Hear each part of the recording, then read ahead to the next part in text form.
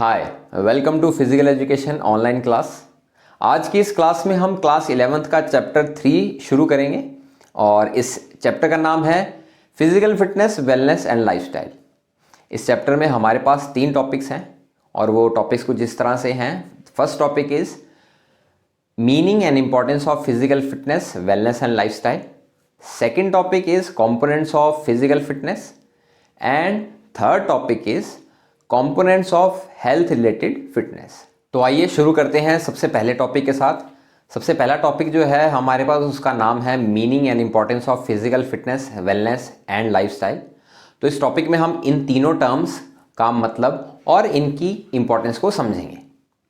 सबसे पहले है हमारे पास फिजिकल फिटनेस, और फिजिकल फिटनेस की डेफिनेशन कुछ इस तरह से है। वो कह रहे हैं कि physical fitness is the ability of an individual to complete daily routine tasks easily and if any emergency arises that individual is able to complete that task also. यानी अगर हम इसे बिल्कुल ईजी लैंग्वेज में कहें तो वो कह रहे हैं कि फिजिकल फिटनेस एक एबिलिटी है इंडिविजुअल की जिसमें वो डेली रूटीन टास्क्स इजीली कर लेता है और इन केस जब कोई इमरजेंसी वाला काम भी आ जाता है तो वो उस काम को भी, इमरजेंसी के काम को भी कंप्लीट कर लेता है। हमने इसमें एक बात को ध्यान रखना है कि जब हम डे टू डे लाइफ में फिजिकल फिटनेस टर्म का यूज़ करते हैं तो फिटनेस के आगे जो टर्म लगी है वो है फिजिकल, जिसका मतलब होता है रिलेटेड टू बॉडी। तो जब भी हम फिजिकल फिटनेस की बात कर रहे हैं तो हमारा जो एरिया ऑफ कंसर्न है वो है फिटनेस ऑफ द बॉडी। और जब हम फिटनेस ऑफ द बॉडी की बात कर रहे हैं तो उसमें आ जाएगी बॉडी की स्ट्रेंथ, बॉडी की फ्लेक्सिबिलिटी, बॉडी की एंड्योरेंस। एंड्योरेंस का मतलब स्टेमिना, हम दोनों वर्ड्स यूज़ कर सकते हैं। तो बॉडी का स्टेमिना आ गया, बॉडी की स्पीड आ गई, या फिर बॉडी का जो कोऑर्डिनेशन है वो आ जाएगा। तो इसके साथ हमारा जो फिजिकल फिटनेस का जो टर्म है वो हमें समझ आ गई अच्छी तरह। अब बात कर लेते हैं कि फिजिकल फिटनेस की इंपॉर्टेंस क्या है, या फिर हम इसे ये भी कह सकते हैं इंपॉर्टेंस ऑफ फिजिकल फिटनेस, या दूसरी तरफ आपको क्वेश्चन आ सकता है what are the benefits of physical fitness. तो एक बार उसको हम समझ लेते हैं।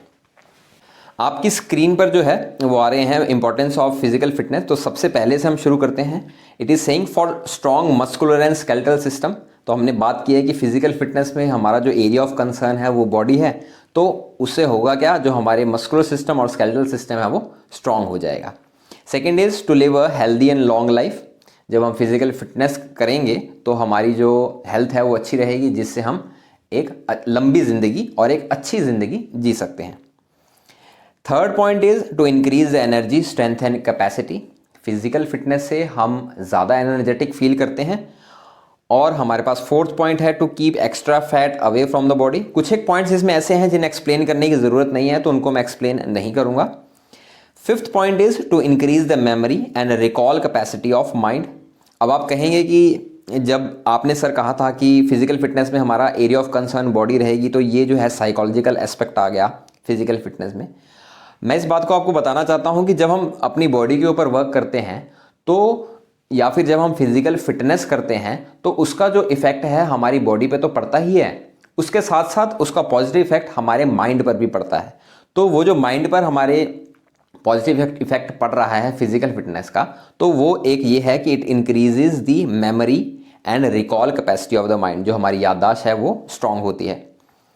Next point is to live a happy life. जब हम किसी भी डिजीज़ से अफेक्टेड नहीं होंगे तो ऑटोमेटिकली है जो हमारी क्वालिटी ऑफ लाइफ है वो इम्प्रूव होगी and we are going to spend a happy life. Next point is to improve the mental health. हम इस बात को जानते हैं कि जब हम फिजिकल फिटनेस एक्सरसाइजेस या फिर जब हम स्पोर्ट्स और गेम्स में पार्टिसिपेट करते हैं जिसमें हमें फिजिकल मूवमेंट करनी है, तो फिजिकल मूवमेंट करते हुए हमारी बॉडी में एक गुड हार्मोन्स रिलीज होते हैं जो हमें हैप्पी फील करवाते हैं। तो जो हमारी मेंटल हेल्थ है वो इम्प्रूव होती है फिजिकल फिटनेस एक्टिविटीज़ में पार्टिसिपेट करने से। Last point is to decrease the chances of diseases. तो फिजिकल फिटनेस से हमारी जो बॉडी है वो शेप में रहती है, हमारी जो सिस्टम्स हैं वो अच्छे से वर्क करते हैं, जिससे हम काफ़ी सारे डिजीज से दूर रह सकते हैं। अब हम चलते हैं इस टॉपिक की सेकंड टर्म की तरफ, जिसका नाम है वेलनेस। और वेलनेस को कुछ ऐसा डिस्क्राइब किया गया है कि wellness is a capacity of an individual of spending a good balanced life. तो जब हम गुड बैलेंस लाइफ की बात कर रहे हैं, इसका मतलब है कि हम हर एक एस्पेक्ट ऑफ लाइफ की बात कर रहे हैं। और कुछ एक एस्पेक्ट क्या हो सकते हैं लाइफ के? सबसे पहला है फिजिकल एस्पेक्ट यानी related to body, psychological aspect related to psychology और मेंटल हेल्थ। इसके बाद हम बात कर सकते हैं सोशल एस्पेक्ट की related to family and society. Fourth है spiritual aspect related to good thoughts and God. Fifth aspect is economical aspect. और इसके अलावा भी अगर कोई एस्पेक्ट है लाइफ का, तो इन सभी एस्पेक्ट्स के बीच में उस इंडिविजुअल को बैलेंस बनाते हुए एक अच्छी लाइफ स्पेंड करनी है। तो यही इसी कैपेसिटी को, the capacity of spending a good balance life is known as wellness. अगर हम बात करें वेलनेस की दूसरी डेफिनेशन की, तो उसमें बताया गया है कि wellness is a state of happiness which leads an individual to achieve his or her complete potential. यानी एक स्टेट ऑफ हैप्पीनेस है जिसमें एक इंडिविजुअल अपनी जो पोटेंशियल है उसको अचीव करने की कोशिश करता है और अचीव कर लेता है। तो अब हम चलते हैं अपने नेक्स्ट टॉपिक पे, जिसमें हम बात करेंगे इंपॉर्टेंस ऑफ वेलनेस की, जिसे हम कह सकते हैं बेनिफिट्स ऑफ वेलनेस क्या है। तो वेलनेस के इंपॉर्टेंस आपकी स्क्रीन पर दिए गए हैं पॉइंट्स में। ये इन पॉइंट्स को ज़्यादा एक्सप्लेन करने की ज़रूरत नहीं है, क्योंकि आप जब इनको रीड करेंगे तो these points are self explanatory. तो सबसे पहला पॉइंट है to improve the health. Second is to be a good citizen. Good citizen कैसे? जब आप सारी ड्यूटीज़ और अपनी जो रिस्पॉन्सिबिलिटीज़ है कंप्लीट कर रहे हैं सोसाइटी की तरफ, तो आप ऑटोमेटिकली उस रोड पे हैं, एक गुड सिटीजन बनने की रोड पर हैं। Third is to live a stress free life related to psychological aspect. Fourth is to enjoy the life. Fifth one is to be an active member of society.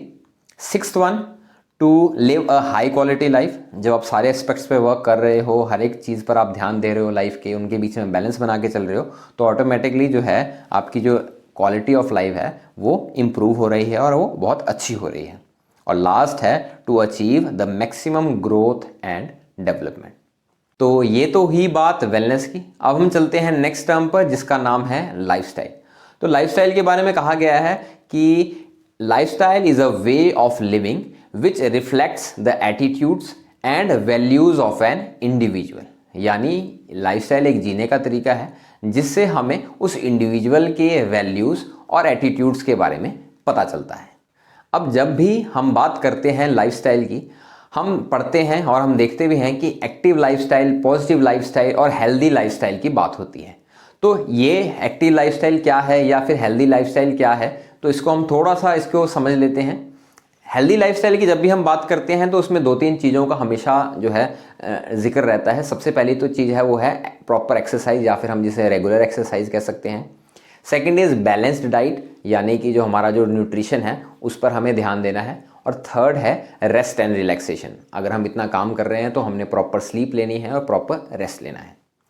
अब आपकी screen के ऊपर कुछ points हैं जिनमें बताया गया है what are the importance of healthy and positive lifestyle. तो पॉइंट बाय पॉइंट हम इनको स्टडी कर लेते हैं। सबसे पहली जो इम्पोर्टेंस है, it is for increasing the longevity. Longevity का मतलब होता है कि हमारी जो उम्र है उसको हम लंबा कर सकते हैं by living a positive and a healthy lifestyle. Second is it helps in reducing depression, क्योंकि हम अपने साइकोलॉजिकल या फिर अगर अपनी हम मेंटल हेल्थ पे काम कर रहे हैं तो हम डिप्रेशन और बाकी जो साइकोलॉजिकल प्रॉब्लम्स हैं या डिजीज़ हैं उनसे दूर रह सकते हैं। Third is increasing energy level. जब हम फिजिकल एक्टिविटी करते हैं तो हमारा जो एनर्जी लेवल है वो ऑटोमेटिकली अप हो जाता है। Fourth is increases self confidence. Self confidence का मतलब हम सभी को पता है, सेल्फ कॉन्फिडेंस का मतलब होता है believe in one's own ability, कि आप अपनी क्षमताओं में कितना विश्वास रखते हैं, वही सेल्फ कॉन्फिडेंस है। तो जब हम हेल्दी लाइफस्टाइल फॉलो करते हैं तो धीरे धीरे हम अवेयर होते हैं और हमारा जो सेल्फ कॉन्फिडेंस है वो इंक्रीज होता है। Next is fifth point, helps in coping with stress. Coping in stress का मतलब है कि अगर हमारी लाइफ में कोई ऐसी सिचुएशन आती हैं जो स्ट्रेसफुल होती हैं तो उस सिचुएशन को हैंडल हम अच्छे तरीके से कर सकते हैं, उसको बेटर वे में हम हैंडल कर सकते हैं, या हमारी एबिलिटी ऐसी बन जाती है कि हम जो स्ट्रेस है, स्ट्रेसफुल सिचुएशंस हैं, उनको टैकल करने का कोई ना कोई तरीका हम ढूंढ लेते हैं। Sixth is prevents cardiovascular diseases. अब कार्डियोवास्कुलर का मतलब होता है रिलेटेड टू आवर हार्ट, तो वो diseases which are related to our heart are known as cardiovascular diseases. तो जब प्रॉपर एक्सरसाइज हम कर रहे हैं, प्रॉपर न्यूट्रिशन ले रहे हैं, रेस्ट रिलैक्सेशन अच्छा है हमारा, तो जो हार्ट डिजीजेज हैं वो ऑटोमेटिकली हमसे दूर भागते हैं।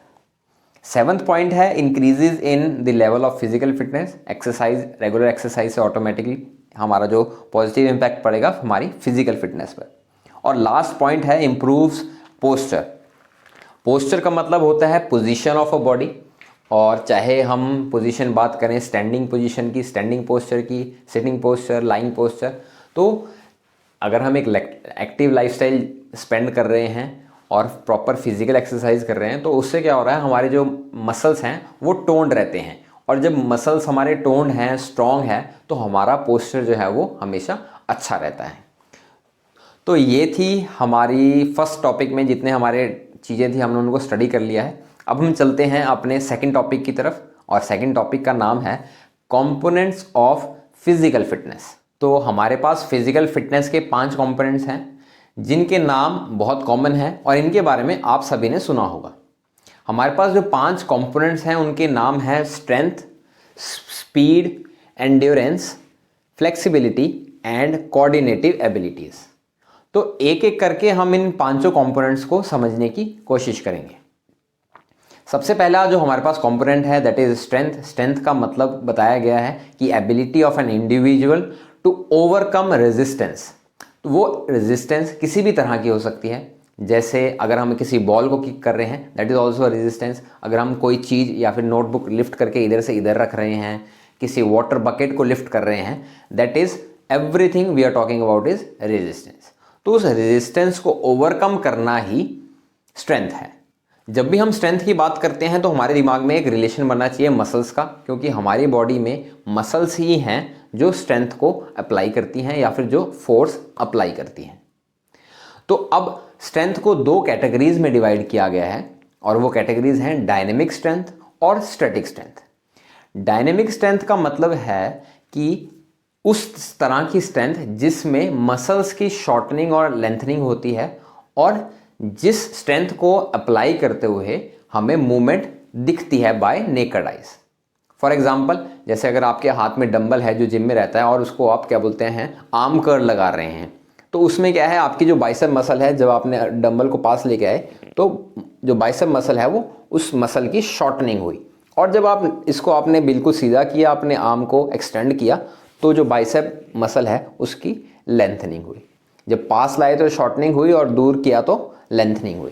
तो डायनेमिक स्ट्रेंथ में मसल्स की शॉर्टनिंग और लेंथनिंग हो रही है। सेकेंडली, इसमें मूवमेंट करता हुआ जो भी इंडिविजुअल है वो जब हम उसको देखते हैं तो हम देख सकते हैं कि that movement is being performed. We can easily say that that individual is applying strength, या फिर that individual is performing movement, यानी हलचल दिख रही है। लेकिन जब हम स्टैटिक स्ट्रेंथ की बात करते हैं तो उसमें किसी भी तरह की मूवमेंट नहीं दिखती। फॉर एग्जाम्पल, अगर आप एक वॉल को पुश कर रहे हो तो उसमें आपकी जो मसल्स की मूवमेंट है या फिर आपकी भी बॉडी की मूवमेंट वो नहीं हो रही, because you are directly applying strength. Secondly, क्या होता है स्टैटिक स्ट्रेंथ में कि उसमें किसी भी तरह की मसल्स की शॉर्टनिंग और लेंथनिंग नहीं होती। जब आप वॉल को पुश कर रहे हो तो आपकी मसल्स की स्ट्रेंथनिंग और शॉर्टनिंग नहीं हो रही। स्टैटिक स्ट्रेंथ का हम एग्जांपल वो भी ले सकते हैं कि अगर आपने दोनों हैंड्स में या फिर एक हैंड में बकेट लिफ्ट कर रखी है, वाटर बकेट उठा रखी है जिसमें पानी है, तो आपकी स्ट्रेंथ तो लग रही है लेकिन मसल्स की लेंथनिंग और शॉर्टनिंग नहीं हो रही। सेकेंडली, जो मूवमेंट है, जो दूसरा इंडिविजुअल है, फॉर एग्जाम्पल आपने बकेट हाथ में उठा के आप खड़े हो और जो दूसरा इंडिविजुअल आपको देख रहा है, तो उस इंडिविजुअल को आप मूव करते हुए नहीं दिख रहे, आपकी कोई भी मूवमेंट नहीं हो रही। तो ये हमारी हो गई स्ट्रेंथ की बात। अब हम चलते हैं अपने second component of physical fitness की, जो है स्पीड। हमने फिजिक्स में पढ़ा है स्पीड का मतलब होता है डिस्टेंस अपॉन टाइम। हम डिस्टेंस को कम से कम टाइम में अगर कवर कर रहे हैं तो दैट इज स्पीड।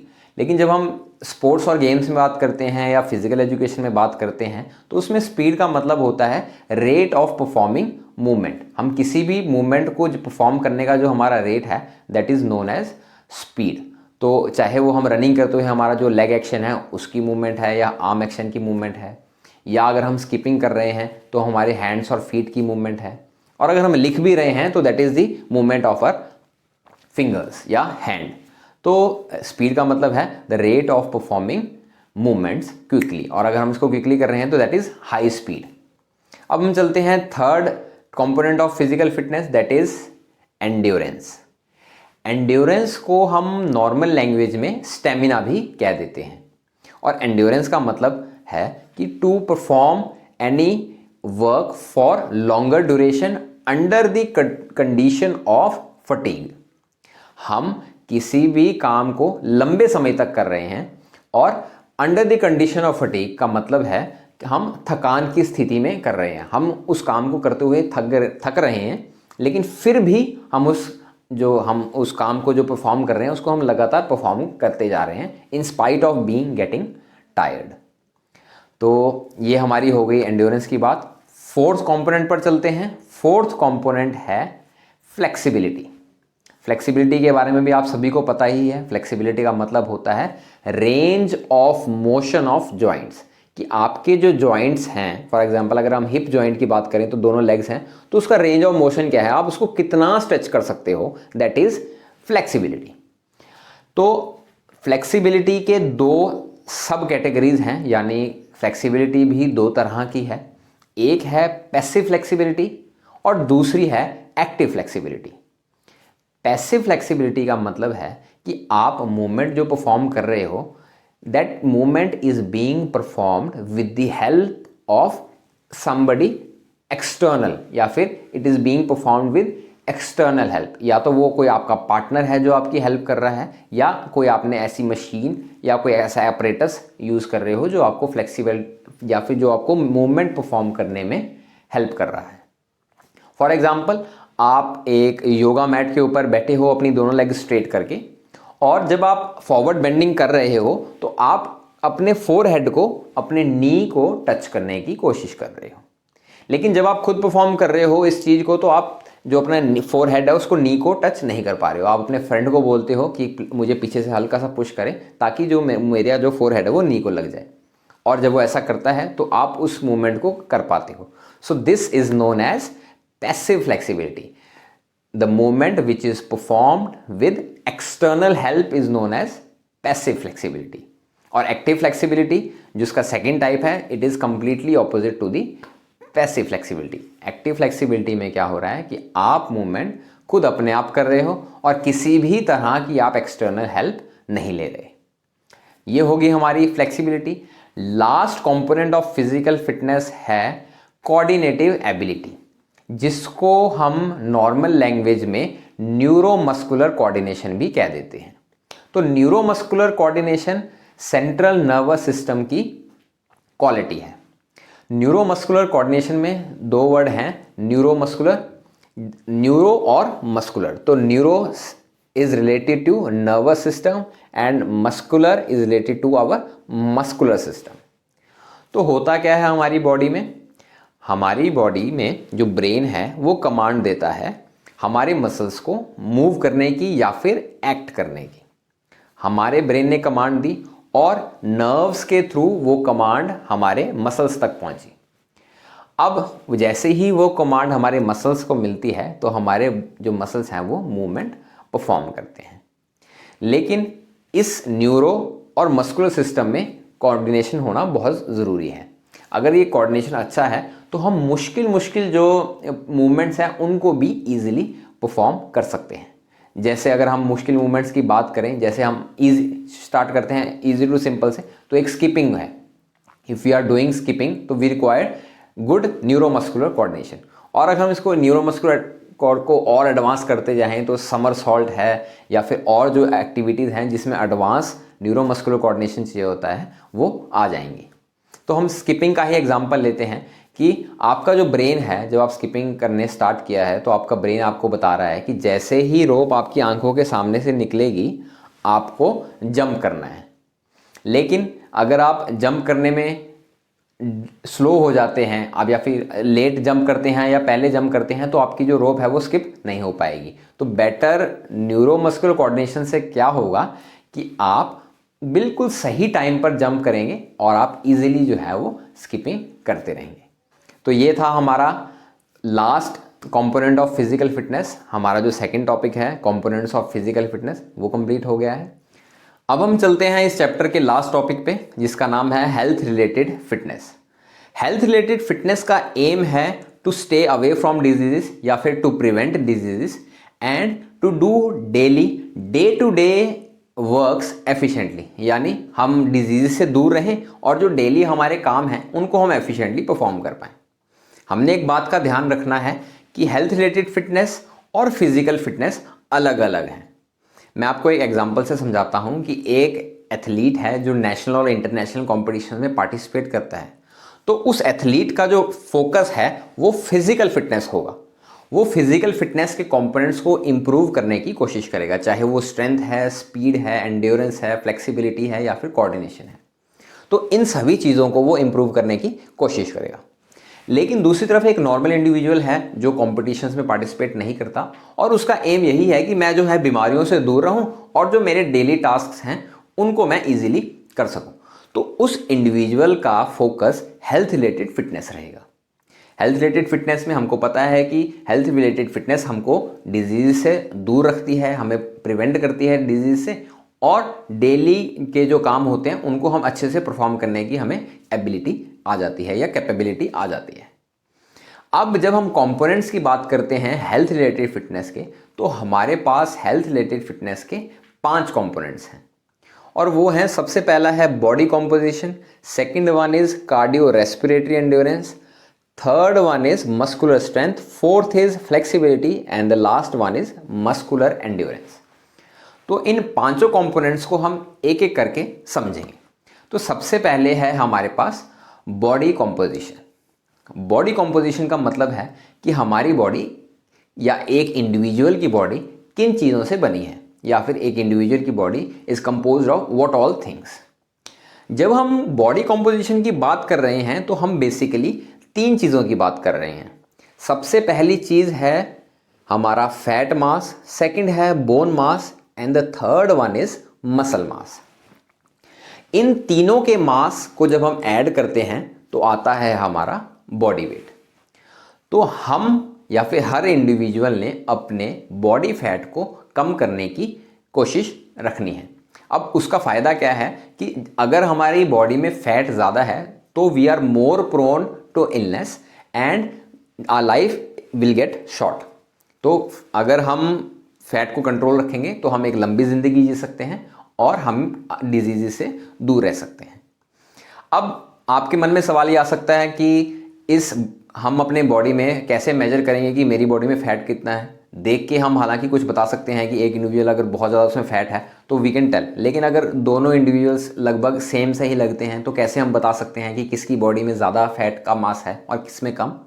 तो इस फैट मास को कैलकुलेट करने के लिए हमारे पास एक डिवाइस होता है जिसे बोलते हैं स्किन फोल्ड कैलिपर, जिससे हम बता सकते हैं और जिसको हम पहले मेजर करते हैं अलग अलग बॉडी पार्ट्स से। ठीक है, हमारे लेग्स पे लगेगा, वेस्ट पे लगता है, यहाँ पर आर्म्स पे लगता है, चेस्ट पे लगता है। तो अलग अलग पॉइंट्स का हम मेजरमेंट्स लेते हैं अलग अलग पॉइंट्स की, और उसके बाद हम कैलकुलेट करते हैं कि एक इंडिविजुअल के बॉडी में फ़ैट की क्वांटिटी कितनी है। अब हम चलते हैं अपने second component of health related fitness पर, जिसका नाम है कार्डियो रेस्पिरेटरी एंड्योरेंस। इसमें कार्डियो और रेस्पिरेटरी 2 वर्ड्स हैं, जिसमें cardio is related to our heart and respiratory is related to our lungs. तो कार्डियो रेस्पिरेटरी सिस्टम जो है वो उसका काम क्या है कि ब्लड को सप्लाई करना है हमारे बॉडी पार्ट्स पर। तो कार्डियो रेस्पिरेटरी एंड्योरेंस का मतलब है कि हम कोई भी जो काम कर रहे हैं जिसमें हमारा लंग्स और हार्ट दोनों के कोऑर्डिनेशन है या फिर दोनों का काम रिक्वायर्ड है, जैसे हम रनिंग कर रहे हैं, वॉकिंग कर रहे हैं, स्विमिंग कर रहे हैं, तो जब हम इस काम को कर रहे हैं तो हमारा कार्डियो रेस्पिरेटरी सिस्टम अच्छे से वर्किंग मसल्स तक ब्लड की सप्लाई करे, या फिर ब्लड के अंदर जो ऑक्सीजन है वी कैन से ये बोल सकते हैं हम कि ऑक्सीजन को सप्लाई करे उन वर्किंग मसल्स तक। थर्ड कंपोनेंट हमारे पास है फ्लेक्सिबिलिटी।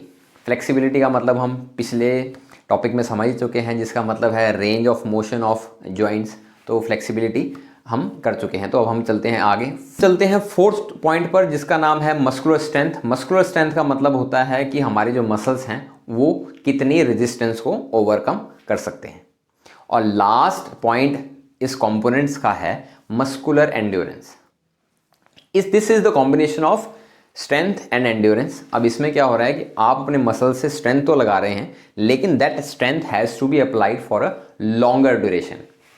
हम कोई भी काम कर रहे हैं उसे हमें ज़्यादा देर तक करना है, और जब हम थक गए हैं तब भी हमें उस काम को करते रहना है। यानी we have to work under the condition of fatigue. Fatigue मतलब थकान या टायर्डनेस। तो these were the 5 components of health related fitness. इसके साथ ही हमारा चैप्टर ख़त्म होता है। अगर किसी भी स्टूडेंट को कोई डाउट है तो वो डायरेक्टली बेझिझक अपनी क्वेरीज को पूछ सकता है। Thank you.